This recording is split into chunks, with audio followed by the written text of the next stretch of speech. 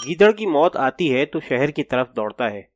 ہماری جو شامت آئی تو ایک دن اپنے پڑوسی لالا کرپا شنکر جی برہمچاری سے برسبیل تذکرہ کہہ بیٹھے کہ لالا جی، امتحان کے دن قریب آتے جاتے ہیں، آپ سحر خیز ہیں، ذرا ہمیں بھی صبح جگا دیا کیجیے۔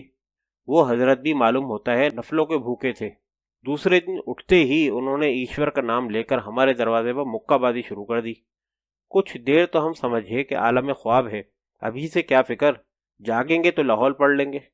لیکن یہ گولہ باری لمحہ بلمحہ تیز ہوتی گئی، اور صاحب جب کمرے کی 24 دیواریں لرزنے لگیں، سراہی پر رکھا گلاس جل ترنگ کی طرح بجنے لگا، دیوار پر لٹکا ہوا کیلنڈر پینڈولم کی طرح ہلنے لگا، تو بیداری کا قائل ہونا ہی پڑا۔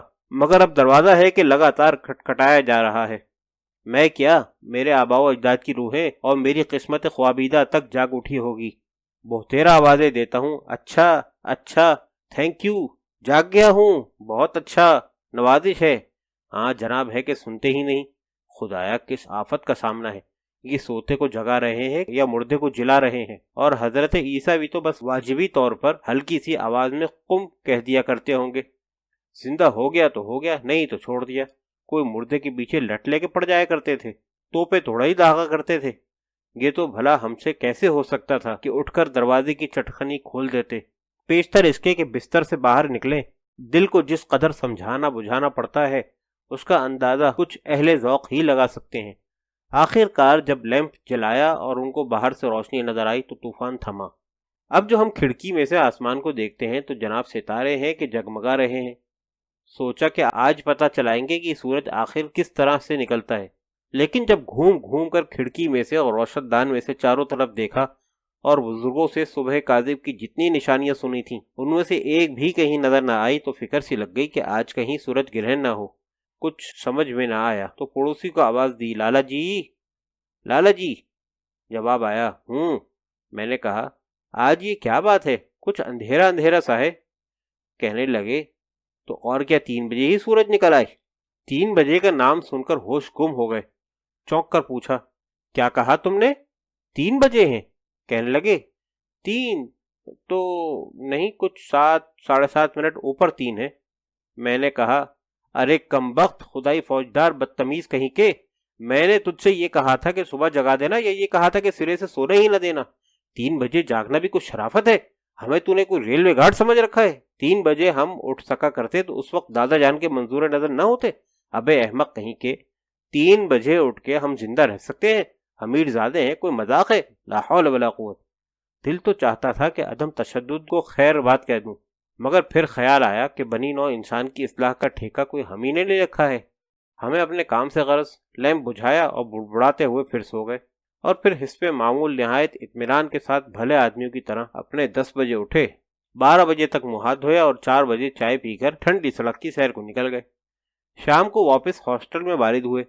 جوش شباب تو ہے ہی، اس پر شام کا ارمان انگیز وقت، ہوا بھی نہایت لطیف تھی اور طبیعت بھی ذرا مچلی ہوئی تھی۔ ہم ذرا ترنگ میں گاتے ہوئے کمرے میں داخل ہوئے، بلائے زلف جاں کی اگر لیتے تو ہم لیتے، کہ اتنے میں پڑوسی کی آواز آئی، مسٹر۔ ہم اس وقت ذرا چٹکی بجانے لگے تھے، بس انگلیاں وہیں پر رک گئیں اور کان آواز کی طرف لگ گئے۔ ارشاد ہوا، یہ آپ گا رہے ہیں؟ زور آپ پر تھا۔ میں نے کہا، اجی میں کس لائق ہوں، لیکن خیر فرمائیے۔ بولے، ذرا وہ میں ڈسٹرب ہوتا ہوں۔ بس صاحب، ہم میں جو موسیقیت کی روح پیدا ہوئی تھی فوراً مر گئی۔ دل نے کہا، او نابکار انسان، دیکھ پڑھنے والے یوں پڑھتے ہیں۔ صاحب خدا کے حضور گڑ گڑا کر دعا مانگی کہ خدایا ہم بھی اب باقاعدہ مطالعہ شروع کرنے والے ہیں، ہماری مدد کر اور ہمیں ہمت دے۔ آنسو پوچھ کر اور دل کو مضبوط کر کے میز کے سامنے آ بیٹھے، دانت بھینچ لیے، نکٹائی کھول دی، آستینیں چڑھا لیں، لیکن کچھ سمجھ میں نہ آیا کہ کریں کیا۔ سامنے سرخ، سبز، زرد سب ہی قسم کی کتابوں کا انبار لگا تھا، اب ان میں سے کون سی پڑھیں؟ فیصلہ یہ ہوا کہ پہلے کتابوں کو ترتیب سے میز پر لگا دیں کہ باقاعدہ مطالعے کی پہلی منزل یہی ہے۔ بڑی تختی کی کتابوں کو علیحدہ رکھ دیا، چھوٹی تختی کی کتابوں کو سائز کے مطابق الگ قطار میں کھڑا کر دیا۔ ایک نوٹ پیپر پر ہر ایک کتاب کے صفحوں کی تعداد لکھ کر سب کو جمع کیا، پھر 15 اپریل تک کے دن گنے، صفحوں کی تعداد کو دنوں کی تعداد پر تقسیم کیا، 550 جواب آیا۔ لیکن اضطراب کی کیا مجال جو چہرے پر ظاہر ہونے پائے۔ دل میں کچھ تھوڑا سا پچھتائے کہ صبح 3 بجے ہی کیوں نہ اٹھ بیٹھے، لیکن کم خوابی کے طبی پہلو پر غور کیا تو فوراً اپنے آپ کو ملامت کی۔ آخر کار اس نتیجے پر پہنچے کہ 3 بجے اٹھنا تو لغویات ہے، البتہ 5، 6، 7 بجے کے قریب اٹھنا معقول ہوگا، صحت بھی قائم رہے گی اور امتحان کی تیاری بھی باقاعدہ ہوگی۔ ہم خرما و ہم ثواب۔ یہ تو ہم جانتے ہیں کہ سویرے اٹھنا ہو تو جلدی ہی سو جانا چاہیے، کھانا باہر سے ہی کھا آئے تھے، بستر میں داخل ہو گئے۔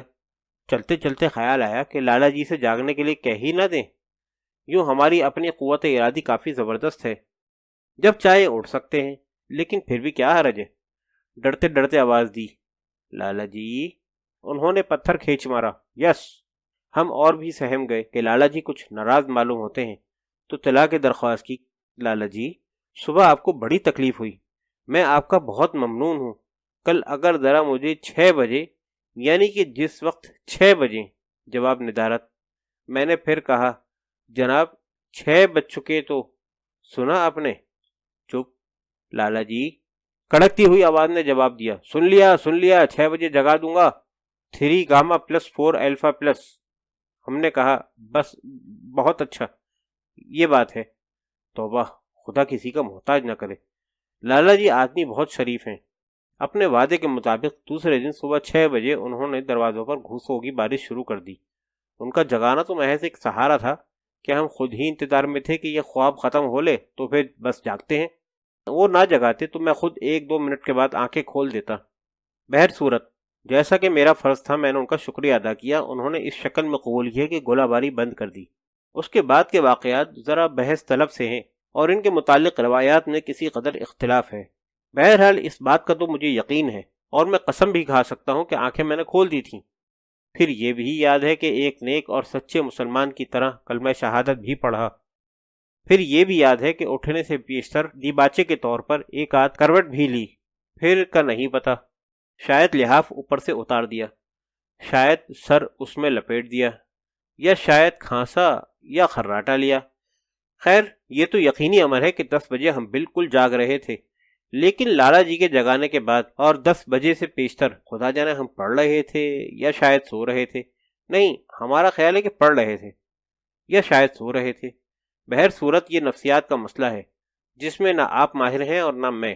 کیا پتہ لالا جی نے جگایا ہی 10 بجے ہو یا اس دن 6:30 بجے ہو، خدا کے کاموں میں ہم آپ کیا دخل دے سکتے ہیں۔ لیکن ہمارے دل میں دن بھر یہ شبہ رہا کہ قصور کچھ اپنا ہی معلوم ہوتا ہے۔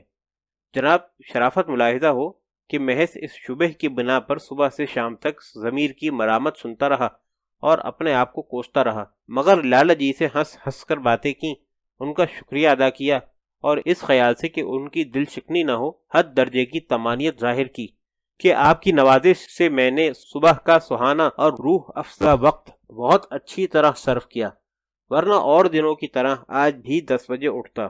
لالا جی صبح کے وقت دماغ کیا صاف ہوتا ہے، جو پڑھو خدا کی قسم فوراً یاد ہو جاتا ہے۔ بھائی خدا نے صبح بھی کیا عجیب چیز پیدا کی ہے، یعنی اگر صبح کے بجائے صبح شام ہوا کرتی تو دن کیا بری طرح کٹا کرتا۔ لالا جی نے ہماری اس جادو بیانی کی داد یوں دی کہ پوچھنے لگے، تو میں آپ کو 6 بجے جگا دیا کروں؟ میں نے کہا، ہاں، واہ، یہ بھی کوئی پوچھنے کی بات ہے۔ بے شک۔ شام کے وقت آنے والی صبح کے مطالعے کے لیے 2 کتابیں چھانٹ کر میز پر علیحدہ جوڑ دیں، کرسی کو چارپائی کے قریب سرکا دیا، اوور کوٹ اور گلو بند کو کرسی کی پشت پر آویزہ کر لیا، کنٹوپ اور دستانے پاس ہی رکھ لیے، دیا سلائی کو تکیے کے نیچے ٹٹولا، 3 دفعہ آیت الکرسی پڑھی اور دل میں نہایت ہی نیک منصوبے باندھ کر سو گیا۔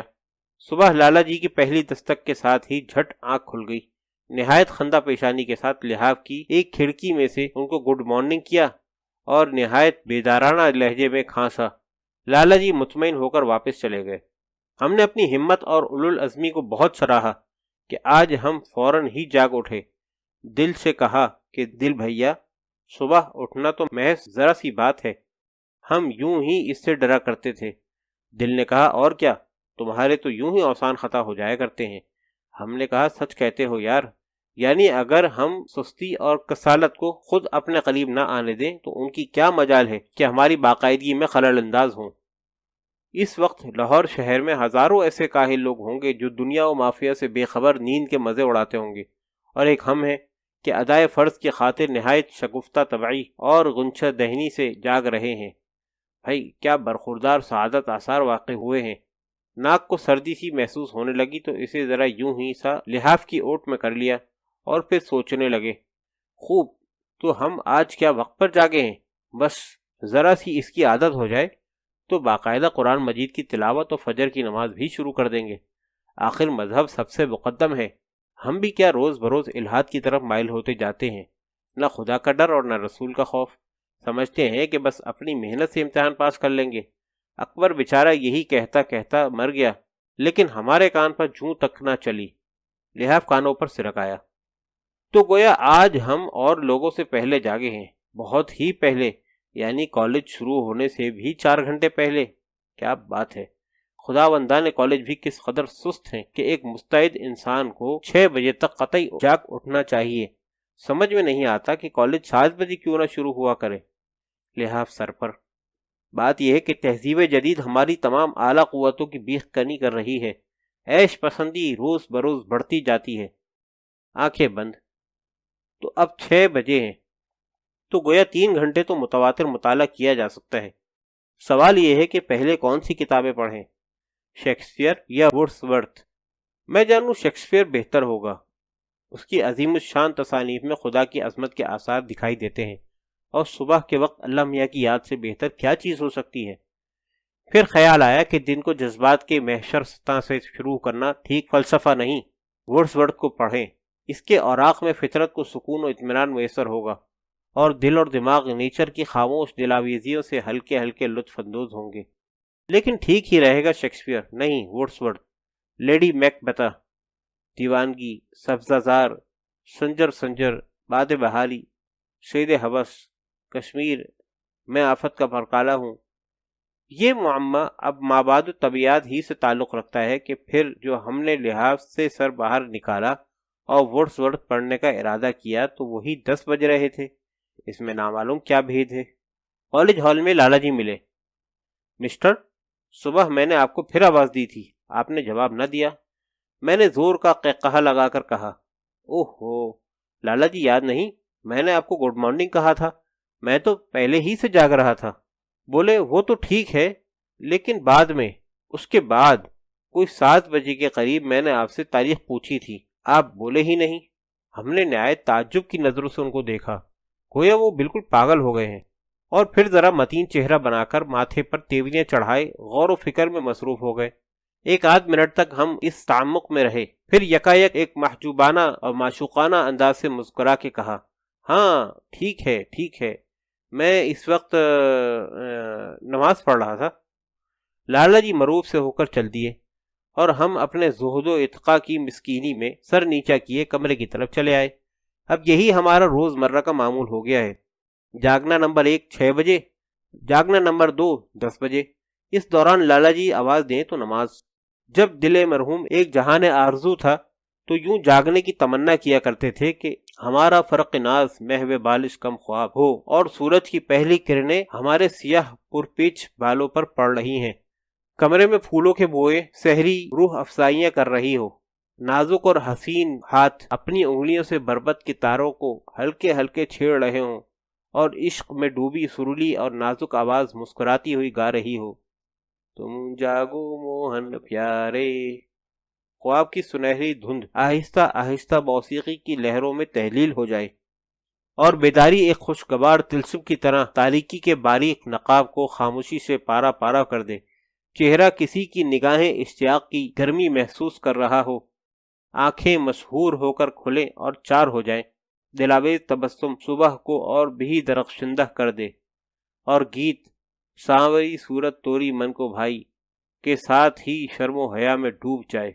نصیب یہ ہے کہ پہلے مسٹر مسٹر کی آواز اور دروازے کے دنا دن سامعہ نوازی کرتی ہے، اور پھر 4 گھنٹے بعد کالج کا گھڑیال دماغ کے ریشے ریشے میں 10 بجانا شروع کر دیتا ہے، اور اس 4 گھنٹے کے عرصے میں گڑویوں کے گڑگڑانے، دیگچیوں کے الٹ جانے، دروازوں کے بند ہونے، کتابوں کے جھاڑنے، کرسیوں کے گھسیٹنے، کلیاں اور غرغرے کرنے، کھنکھارنے اور کھانسنے کی آوازیں تو گویا فل بدی ٹھمریاں ہیں۔ اندازہ کر لیجئے کہ ان سازوں میں سرتال کی کس قدر گنجائش ہے۔ موت مجھ کو دکھائی دیتی ہے جب طبیعت کو دیکھتا ہوں میں۔